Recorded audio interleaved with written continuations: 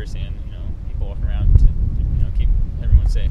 I think that it's better to focus on the road than focusing on your phone while you're driving, just because there's a right time and place for everything, and I feel like being on your phone is not the right time and place when you're driving. I think texting isn't a good idea when driving, but the extent that the law goes to, it prohibits you from using your GPS, and I think that's absurd. I think it's a great idea. It helps make the road safer, so that's wonderful. I'm very for it. We've seen so many deaths and so many accidents from someone just trying to send a quick message before, turning or getting into an intersection, and I think it can only make our place safer, honestly.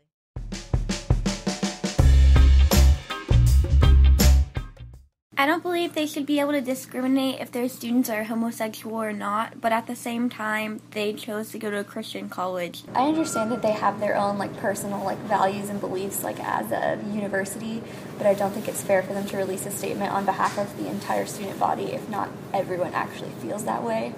I don't think it matters whether you're a Christian college or not. I think you should just let the students be who they are. You go to college to learn and to broaden your horizons, so they shouldn't allow sexuality to come anywhere near blocking that. I very strongly believe everyone is entitled to their own opinion, but it's because of how sensitive this topic is. They should be more sensitive with what they say and how they say it.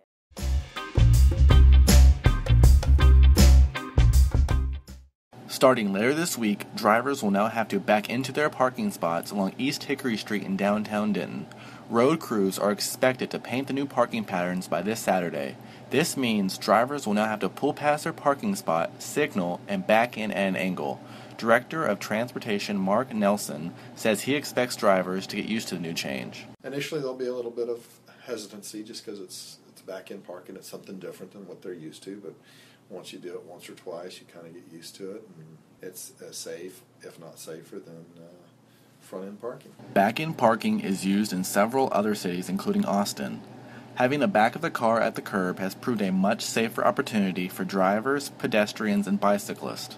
Senior business major Tristan Carroll likes the concept. I like it. I think it's a good idea to help prevent accidents. Parking the wrong way in these back-end spots could result in a $50 ticket. Justin Teachman, NT Daily News.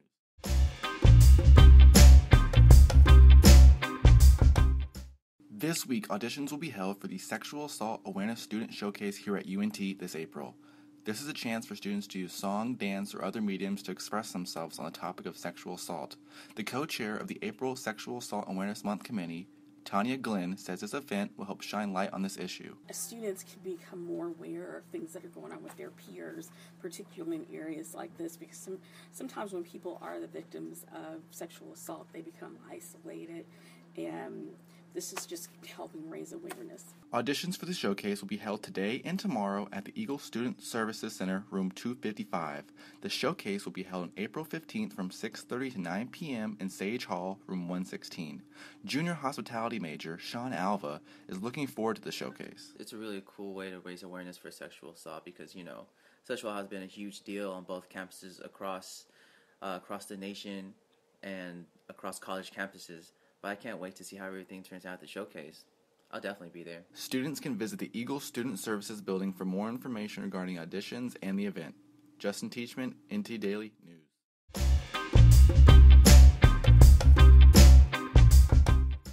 The City of Denton offers many tips and procedures for people to use in the event of a tornado.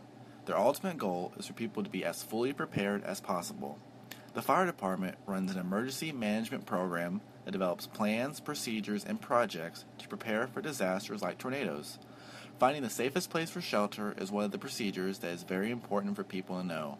Denton Fire Chief Robin Paulsgrove says bathrooms without windows are the best place to take shelter if a tornado is in the area. Bathrooms are still supported overall in surveys after a tornado with what's left standing. And the reason for that is because the walls in bathrooms have pipes, and they provide an additional level of structural stability. To be fully prepared, the city urges people to make a disaster supplies kit and an emergency plan.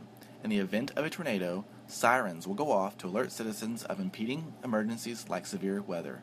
There are 16 outdoor warning sirens placed all around Denton.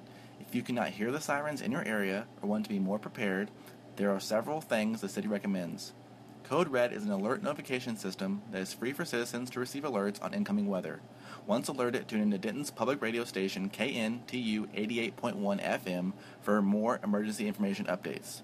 Junior fashion merchandising major Liberty Jones says the key is staying connected. Whenever something major like tornadoes happen, I think the most important thing is probably to stay informed and updated. So using the Code Red alert would be helpful for the people, and it would make me feel safer. For more information and tips, people can contact the Office of Emergency Management or look at the Emergency Procedure Guide on the city's website. Justin Teachman, NT Daily News.